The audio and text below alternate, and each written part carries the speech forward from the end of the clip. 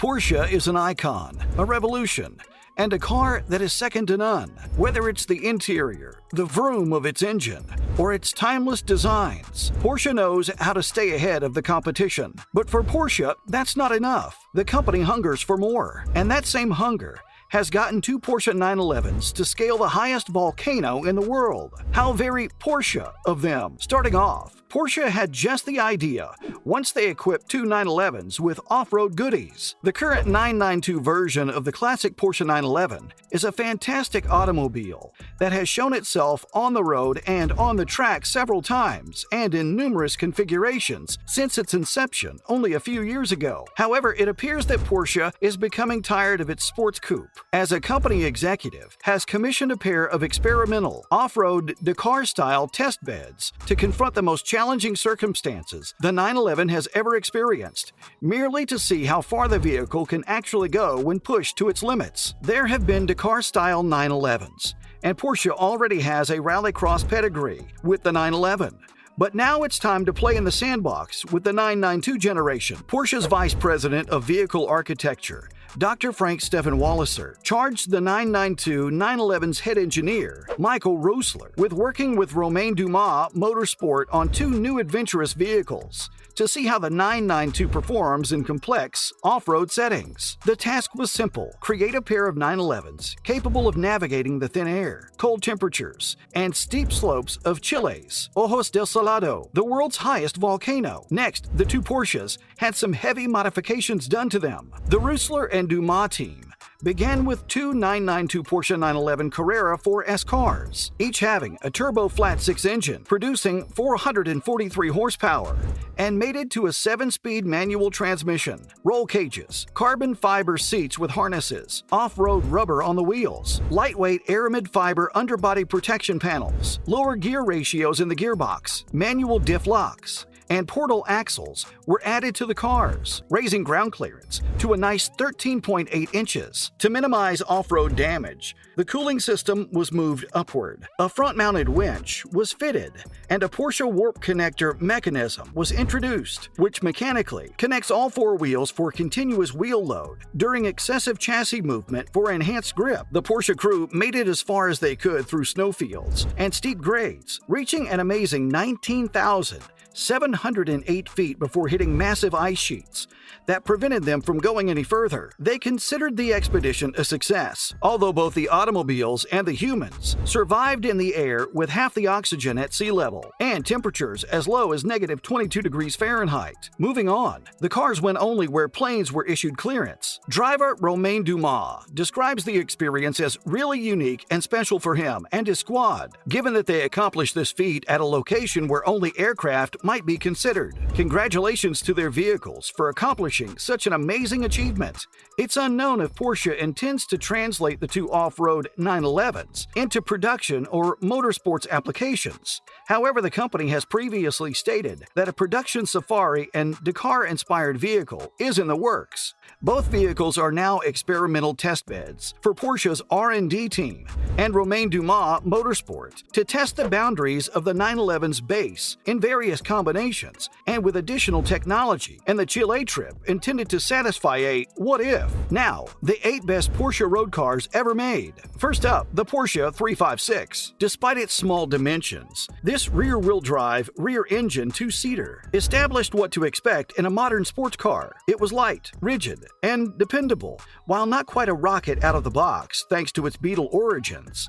Time tweaks turned the Porsche 356 into a sprightly racer. Porsche's nearly obsessive year-by-year development of the 356 resulted in performance increases at a rate unrivaled by Ferrari or Jaguar. Since then, this progressive development technique has been extensively and effectively implemented in its models, much to the dismay of Jeremy Clarkson, but to the delight of virtually everyone else. Aside from racing achievements, the 356 became the automobile of choice for young Hollywood and rock and roll stars of the time, including James Dean, who was arguably more known for his 550 Spider Little Bastard, Janis Joplin, and Steve McQueen. It doesn't get much better than that. Up next, we have the Porsche 911 2.7 Carrera RS. The 2.7 Carrera RS, the first Rennsport, is still one of the most recognizable 911s, particularly the run of 200 lightweight versions. It was built to be homologated for Porsche's 1973 attack on the Group 4 GT class, after the 917 was rendered obsolete due to regulatory changes. The result was the bored-out, wide-shouldered 2.8-liter RSR, which was nearly unbeatable, winning 6 of the 9 rounds of the European Championship, as well as overall victories at the 1973 Targa Florio and Daytona 24 Hours. In the end, it was Porsche's first true attempt to build a stripped-down race car for the road that inspired an entire generation of subsequent motorsport-influenced 911s. Moving on, the classic Porsche 930 Turbo, Porsche's first turbocharged road vehicle, internally classified 930, became commonly known as the Widowmaker due to its problematic handling. While challenging to drive, mastering its turbo lag, erotic power delivery, and exaggerated the tail-happy attitude might give a thrilling ride. The first 930 Turbo certainly did not take any prisoners, and given the 930's tight relationship with Porsche's successful turbocharged race program, one can be hardly shocked. Although not nearly as insane as the colossal Can-Am killer 917, 30s or the 935 would eventually dominate Le Mans. The fact that this technology was made available on the road for the first time in the 930 was a thrilling possibility. Despite lacking the flamboyance of the Lamborghini or Ferrari offerings, the 930 had true motorsport history, while also being manageable in traffic, and you can even accommodate your kids in the rear. Further, the Porsche 959. The 959 was a monster. The Porsche 959 was unrivaled in terms of speed when it was released in 1986, capable of 0 to 62 miles per hour in under 4 seconds, and topping out between 195 and 210 miles per hour. Aside from motorsport, the 959 is one of the most sophisticated supercars of its generation. The 959 was a wonder of 1980s engineering, with ultra-sophisticated, computer-controlled, active all-wheel drive and suspension, with adjustable ride height, magnesium wheels with run-flat tires, and an air pressure monitoring system, sequential turbocharging, and a 6-speed manual as standard. Next, the Porsche 911 GT1 Strabenversion. Taking advantage of a gap in the GT1 rules from the 1990s that needed only 25 road-legal examples to homologate a car, Porsche began to create a purpose-built prototype that would be qualified for both road and competition usage. The Porsche 911 GT1 was created in 1996, when the cash-strapped German automaker fused the front end of a 993-991 with the back end of a renowned 962. The engine was situated longitudinally and in the center of the automobile, making it the first mid-engine 911. By 1997, an improved 996 Strabenversion EVO with characteristic fried egg headlights and full aero kit was launched to meet new competitors and regulations. And now for the timeless Porsche Carrera GT. The Carrera GT is an ultimate road-going beast, despite its evident racing roots. The biggest draw is its pounding heart, a mid-mounted, naturally aspirated V10 engine, originally a shelved F1 engine, that was subsequently employed in the stillborn LMP 2000 Le Mans project. It was recycled into its final 5.7-liter version for the Carrera GT. The Carrera GT's shrieking sound is enough to bring back memories of early 90s F1 and turn any petrol head into a laughing mess. The Carrera GT is anything from mild,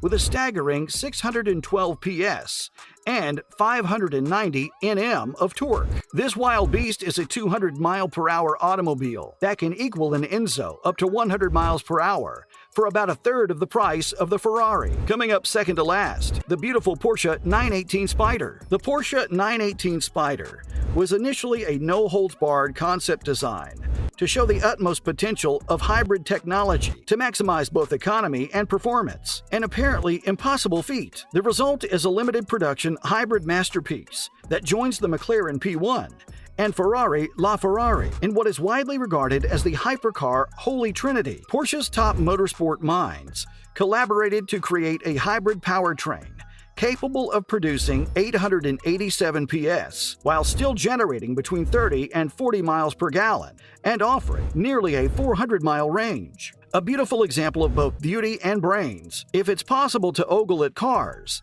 then we're going to do just that at the 918 Spyder. And finally, we have the modern Porsche Taycan. Trying to build an all-electric Grand Tourer with a 300-mile range, yet hoping for a performance that would melt your brain? No need to worry. In 2015, such an accomplishment appeared unlikely. One could have scoffed at what Porsche could achieve in only 5 years. The Taycan Turbo S only has a range of 200 miles, not 300. But Porsche delivered on a 0 to 62 mile per hour time of under 3.0 seconds. And it still only takes a longish coffee break to charge on a 50 kilowatt quick charger. The Taycan also handles well for its size. Only the most ardent petrol heads aren't enthralled by Porsche's track record in the conceptualizing and developing the first semi-usable electric supercar. With increased battery and charging infrastructure on the horizon, Tesla should be concerned. When Porsche sets its mind on something, it does well. That's a wrap for this video. What do you think about the Porsche scaling volcanoes now? Did we leave any of the best Porsches